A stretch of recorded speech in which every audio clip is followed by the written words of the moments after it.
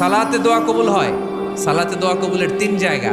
একটা হচ্ছে তাকবীরে তাহরিমার পরে আমরা সানা পড়ি না, আমরা তো একটা পড়ি, আল্লাহর হাবিব সুন্নাহ এবং নফল নামাজে আরো পড়তেন সানা, ওই দোয়া কবুল হয়। দুই নম্বর জায়গা সালাতে সেজদায় পড়ে দোয়া করলে কবুল হয়।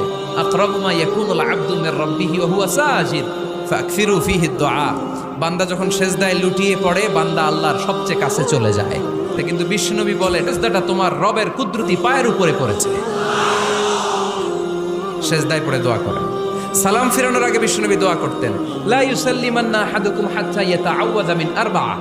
আল্লাহর হাবিব বললেন, চার জিনিস থেকে পানাহ না আছে আমার কোন উম্মত যেন সালাম না ফিরায়। তারা যেন পড়ে, আল্লাহুম্মা ইন্নী আউযু বিকা মিন আযাবিল কবর, আউযু বিকা মিন আযাবি জাহান্নাম, আউযু বিকা মিন ফিতনাতিল মাহইয়া ওয়াল মামাত, আউযু বিকা মিন ফিতনাতিল মাসিহিদ দাজ্জাল।